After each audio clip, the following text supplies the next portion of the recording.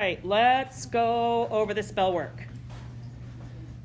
So on the first one, part A, they want me to go and find the function f, and then I'm supposed to substitute -3 into that function. Do we have a function whose name is f? Yes, this function right here. So I'm going to take that -3 and I'm going to put it in here for x. So f of -3 is equal to 3 times -3 plus 5. Order of operations says to do what first? Multiply. So I'm going to multiply the 3 and -3 together. And I'll get -9. And then we're going to add 5 to that. What is -9 plus 5? -4. And that's my answer on part A. What was our input? What did we put into the function? -3 was my input. What was the output? -4. Perfect. Part B has f, and then how do we read that little -1 there? Inverse. This is f inverse of x. This tells me to find the inverse of x, or of f.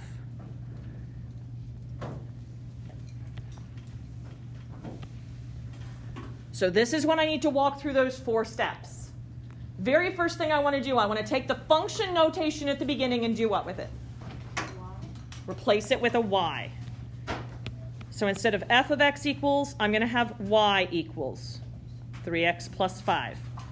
That's not actually finding the inverse. That's just making my equation easier for me to work with. We're going to switch the x and the y because we switch our inputs and outputs, and then you're absolutely right. From there, we're going to go about undoing all these operations. So I'm going to have x equals 3y plus 5. Because remember, inverse means to switch the inputs and the outputs. That's why we switch those 2 columns on our tables. And then I want to get the y all alone by undoing all the operations between here and there. So we're going to -5 on both sides. So I have x minus 5 equals 3y. Have we undone all the operations? Why am I dividing? Because right now it's multiplication, and I want to do the inverse. I want to undo that, and division undoes multiplication. So I'm going to divide by 3 over here. What do I divide on the other side by 3? The x and 5. Yes, the x and the -5. Both get divided by 3. So I'm going to bring my work up and around here because I kind of ran out of room. So I have y equals, when I take x and divide it by 3, that's 1/3 x. Minus, and I'm going to leave this as 5 over 3, because what happens if I put 5 over 3 in my calculator? Becomes a decimal. You have to turn both into a decimal. What happens if I turn either one of these into a decimal? It's going to run off my screen. If I do 5 over 3 on my calculator, that's 1.333333333, or no, actually 1.666666666. Sorry. Point is, it runs off the screen. It's not a nice, pretty decimal, so please leave it in fraction form. I'm okay if you leave anything in fraction form. It's usually less work for students to leave it that way. But if you really want to change it into a decimal, as long as it's a pretty decimal, I'm okay with that. We did all this work. We found a function that undoes what function f does. We need to name it so that anybody looking at this would know that this undoes what function f does. How do I name it now? F with the little -1, f inverse of x equals what? Yes, 1 over 3x minus 5 over 3, because I can't simplify it any more than that. This is my inverse function rule. Then we move on to part C of this problem. Am I finding an inverse again, or am I substituting in on part C? You're doing both? Sort of. Do you substitute? We're going to substitute. So this is telling me to do a substitution right here. I'm going to sub -4 in for x, but then I look in front of those parentheses to figure out which function I'm going to do my substituting into. What function do they want me to use? Oh, sorry. -4 is what I'm subbing in. Oh, it's inverse? The inverse function. So positive 4. So this says use my inverse function. It doesn't mean I'm going to change the sign of my number. It means I'm going to use this function right here. Because you see this right here? That is the name of this function right here.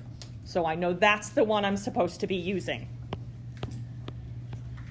So I have f inverse, and I'm going to substitute -4 in. So I have 1/3 and then -4 and then -5/3. We are multiplying the 1/3 and the -4 together. That means I have the -4 in my numerator and the 3 in my denominator.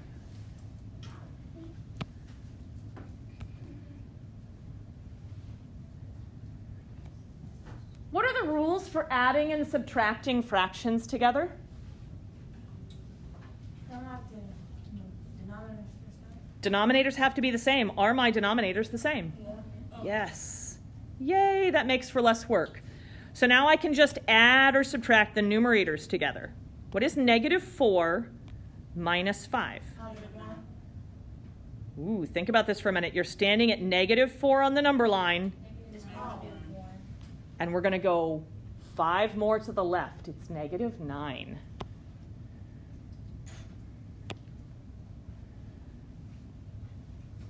You're standing at -4 on the number line, and then you go 5 more to the left, because when we subtract, we're always going to the left on the number line. Can we simplify? Ain't that just -3? Yes, that is -3. So when I did f inverse of -4, I got -3. Which piece was my input? Yeah, -4 was my input. What was my output? -3. Look back at part A. What was my input in part A? -3, and my output was -4. What did my inverse function do? Switch with the x and the y. It switched my input and my output, my x's and my y's. Now I put -4 as my input, and I got -3 as my output. That's what inverse functions do. All right, number 2, we are going to complete the square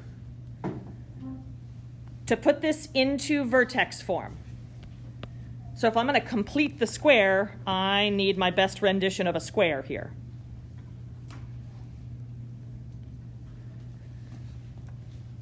There's one piece that I leave out of my square. Which part do I leave out? The 14. That goes behind my square. Back here. And in front of it, we don't have anything there yet. Right, we don't have anything out in front because there is no a value. A is just 1. So I'm going to use the x squared and the -12x to fill in my square, but it's only going to fill in 3 boxes. -12. Yep, my x squared goes here, and then you're absolutely right. We're going to take that -12 and we're going to cut it in half. -6x and -6x. You're absolutely right. And if we multiply it, And I don't want to divide it again because I just need my square to have 2 sides that are the same. I don't need to keep making it smaller and smaller. so you multiply that. So we're going to multiply the -6 and -6 together. Positive 36. This is the first time I'm putting something in that wasn't part of my original. The x squared was part of my original, right? The plus 14 was part of my original. Yes. The -6 and -6, when I put them together, Positive 36. put together means to add. Oh. That would give me a -12. That was part of my original. This is the first time that I'm introducing something new, but I don't want a new equation. So I have to take it back out. You're absolutely right. Take it back out again. So negative. How big are the sides of my square?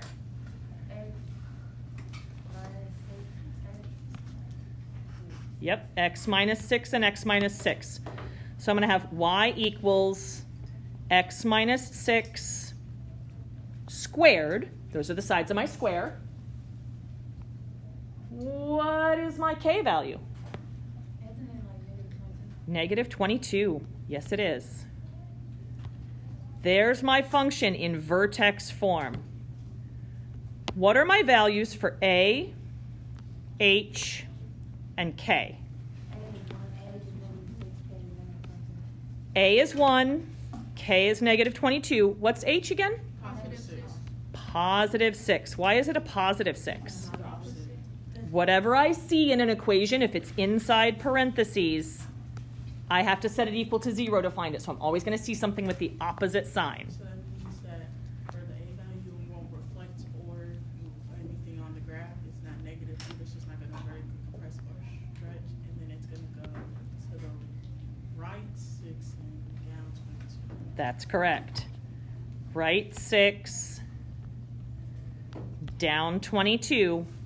And your explanation for the a value was fantastic. When a is 1, we always multiply by a. If I multiply a number by a, what happens? Doesn't do anything. So it's not any different. We only describe what's different. All right, we're going to learn a process today that will check to see if things are inverses. The last 2 days we've practiced finding inverses and going through that process. Now, if I'm given any two functions, I'm going to be able to perform a test to see if they're inverses. Flip in your books to page 132, and this is where those two colored pencils come in.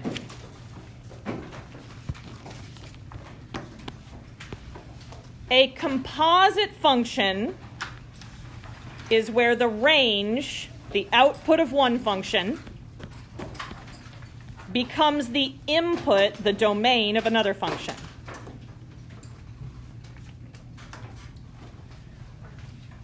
The way we compose functions together to verify if they are inverse functions. We're going to take one function and we're going to put it inside the other. This notation right here, we read this as f of g of x. If I compose those functions together, and my output is just x, then they're inverses. This is written incorrectly. You guys should change this. This one right here should be a g on the outside and then an f of x. And we would read that as g of f of x. If that comes out to be just x, then the functions are inverses.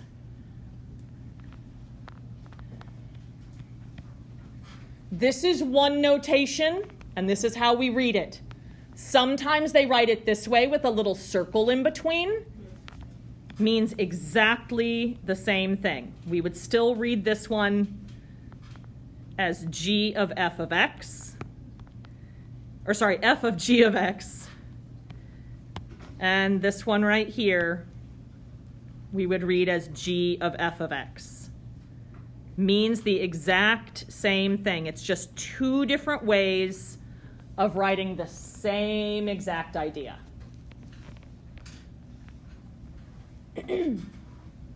So pick up one of your colors. We're going to look down at practice problem number 1. With one of your colored pencils, we are going to put a box around this function b of x. Yes, absolutely. Pick one of your colors. Yes, ma'am. To a table? Not necessarily. This is an algebraic process. Good question. So grab one of your colors, circle or box B of x. Take your other color, excuse me, put it around C of x.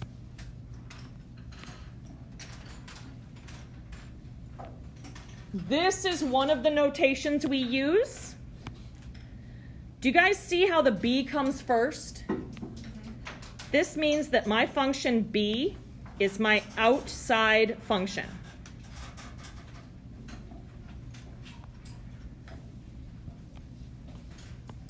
So look at that function b of x. You should have circled it with one of your colors. Right after the equal sign. Do you guys see that negative there? Down here, right after the equal sign, do you see this negative? We've recopied it. This is my outside function. In my function b of x, next I see this x here. But we're going to make a substitution there. So instead of writing an x, we have parentheses here. What comes after the x in my function? Plus 8, right? After these parentheses, I have plus 8. Just like when we do any other substitution, I'm going to recopy all of this function. The second letter, C, this is what goes inside. So I'm going to grab everything after the equal sign here, and I'm going to put it in those parentheses.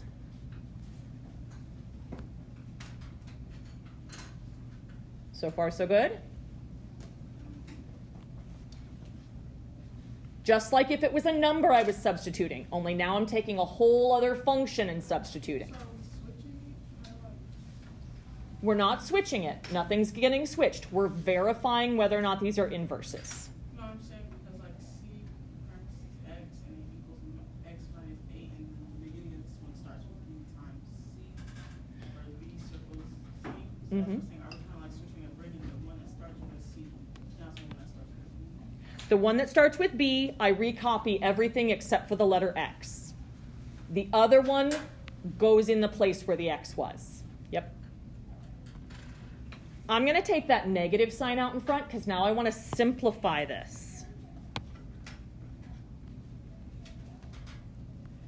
I'm going to take that negative, that's really a negative 1, right? And I'm going to distribute that to what's inside. What is negative 1 times x?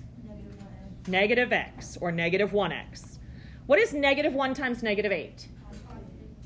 Positive 8. So that's what I get from distributing. And then I'm going to bring down this plus 8 right here. I can combine like terms. What do I get when I combine my like terms together? Negative x plus 16. Nicely done. Let's go do a composition the other way. Look over on the right-hand side. Which letter comes first now? C. This is now my outside function.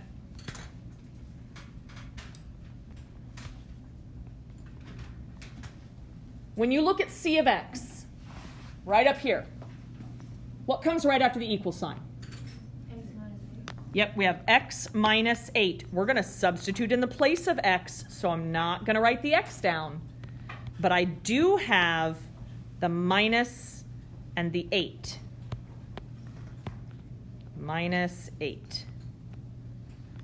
Which function is my inside function? B is my inside function. So I'm going to put that inside those parentheses. What is that function rule? Negative x plus 8. This function right here is what I'm taking and putting inside. Is there anything to distribute here? No. Technically, there's a 1 out there, right? But it's not going to change anything. You're absolutely right. So that would give me negative x plus 8. But then I bring down this minus 8 right here. So 0. Yep. Combine like terms, that's going to cancel. What am I left with then? Negative x. So not, These two functions are not inverses. because the first one equals negative x plus 16, but the second one equals negative x. Second one equals negative x. We did not get only x when we simplified.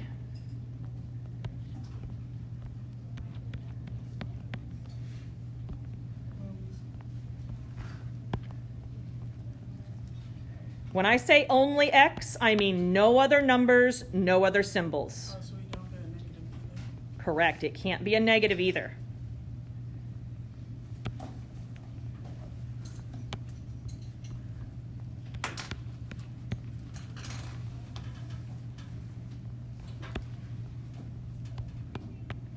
So seeing this negative out in front, that's not just x. Seeing that plus 16 on the end, that's not just x. It has to be only the letter x with no other letters or symbols at all. You guys okay to try another example? All right, use your two colors again. Put one of the colors around f of x. And put one of the colors around g of x.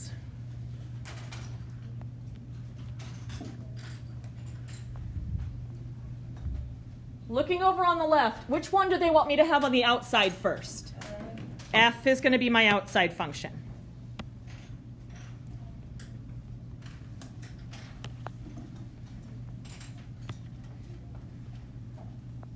So look at that function f of x. What comes right after the equal sign? Negative 2x.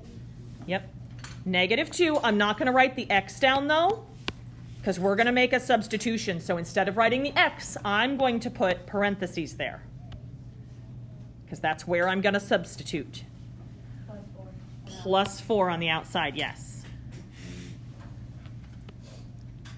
What is my inside function? 2x minus 4.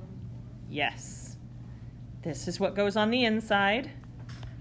So I'm going to take 2x minus 4 and put it inside those parentheses. We do need to distribute that negative 2. Negative 4x, positive 8. Anything I need to bring down? That plus 4. Can I combine anything? 8 and 4. 8 and 4. What do I get when I combine 8 and 4 together? 12. 12. So I have negative 4x plus 12 when I put these two together. Let's do the composition the other way. Over on the right-hand side, they want me to have which one on the outside? G. G this time.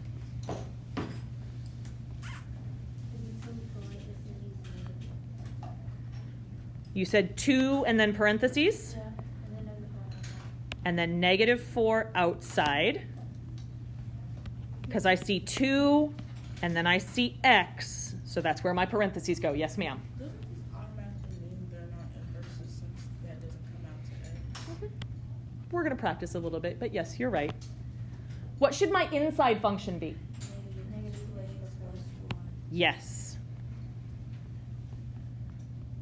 Negative 2x plus 4. Distribute 2 times negative 2, negative 4, and then positive 8. All right, let me catch up with you guys. We're going to distribute. What do I get when I distribute? Negative 4x. Negative 4x And then plus 8. 4. And then bring down that minus 4. Can I combine anything? Yes. 8 and negative 4. 8 and negative 4. What do I get when I combine those? Positive 4. Positive 4x. So I have negative 4x plus 4. Are these inverses? No. How do you know by looking at them? Because they don't come out to x. Yep. We didn't get just x. Is there a way we can say like one was an inverse or either, or it'd just be like not at all? If you turn the page. Did just, or not, oh, not just x when simplified.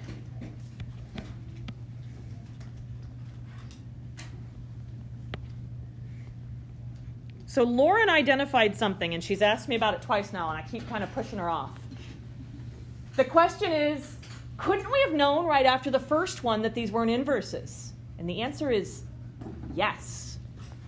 You only need to do one direction to verify whether or not they're inverses. No idea. Go ahead and turn the page for me. Number 3. We are only going to go one direction this time. You don't have to do the problem twice. Only do one composition. We get to decide which one we want to be the inside and the outside. And I'm going to use that other notation. We've been using the one with the little circle. I want to use the one with the parentheses this time because they mean the same. Which function do you guys want to be our outside function? Let's take a quick vote. Who wants z of x to be our outside function? Yep. Okay, I've got a majority of hands up here. Honestly, I think that's probably the easier one to do. Because remember, whatever's in front of x, we're going to have to distribute. So let's make this one our outside function. It would be helpful. You don't have to if you feel like you understand what's going on now. So I have z as my outside function. I'm going to recopy everything except the letter x. So what am I writing down? 3 parentheses, -2. Yep, 3 and then parentheses and then -2 at the back. My inside function has to be the other one. 1/3 x plus 12. Yep, 1/3 x plus 12, which is a of x. So I'm going to put 1/3 x plus 2. And now I want to simplify this. So what am I distributing? 3. The 3. So that was just 3, so just 1. Yes, this is going to be a 1x because I'm multiplying by 3 and then 1/3 says to divide by 3. 3 divided by 3 gives me 1. So I get a 1x here. What's 3 times 2? 6. Do I need to bring anything down? -12. Yep, we're going to bring down that -2 there. 4. So I have x plus 4. Are these inverses? Why not? Because it's 1x plus 1. Yeah. It's not only x when simplified.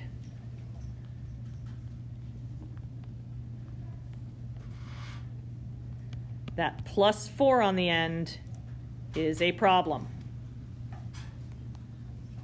The last example on your page, I want you guys to practice it on your own. See how you do. You only need to go one direction. You get to decide which one you want to be on the outside and which one you want to be on the inside. It doesn't matter which one you choose, although I usually find it easier to distribute whole numbers than fractions.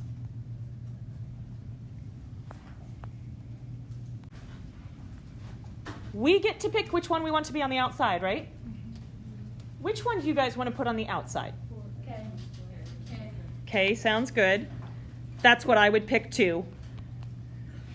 We'll put this one on the outside.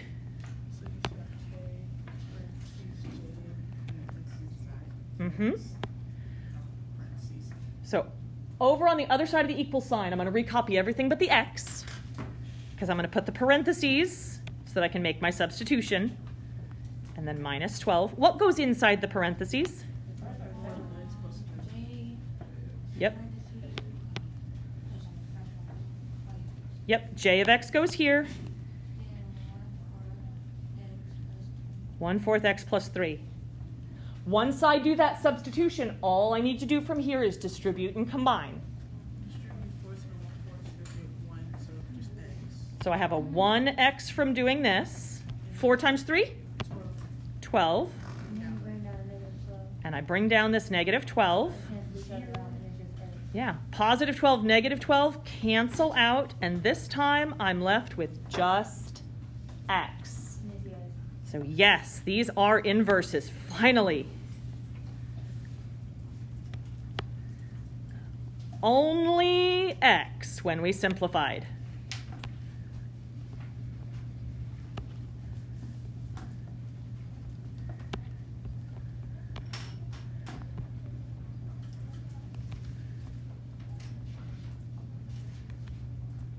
There, my smiley face got away from me.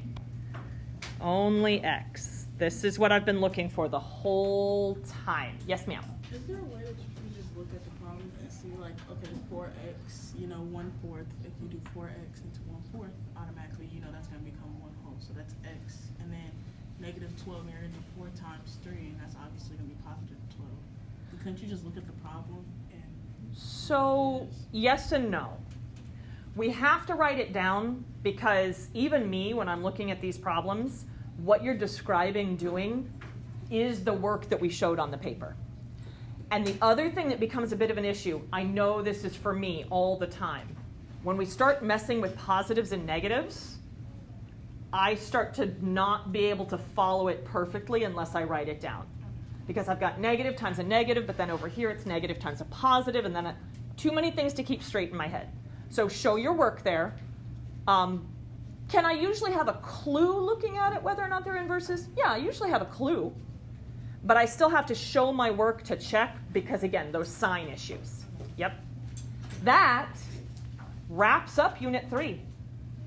That's it. We talked about what an inverse is, what one-to-one is, what a function is. We found inverses, and then we checked to see if two things were inverses. That's all we have to cover in Unit 3. This homework number 3 for Unit 3, the last one, is due on Monday. You're going to be doing stuff like this, and you're going to be doing review problems because next Thursday is your midterm. That means Units 1, 2, and 3. It's why we kept Unit 3 nice and short, so that we're not loading you down with too much. Because we've just wrapped up Unit 3, that means Monday, Tuesday, and Wednesday we're just going to study for your test. All right? Please let me know if you guys have any questions. If there's anything that gives you difficulty or anything you don't understand on the homework, send me messages over the weekend. All right? I hope you guys have a fantastic weekend.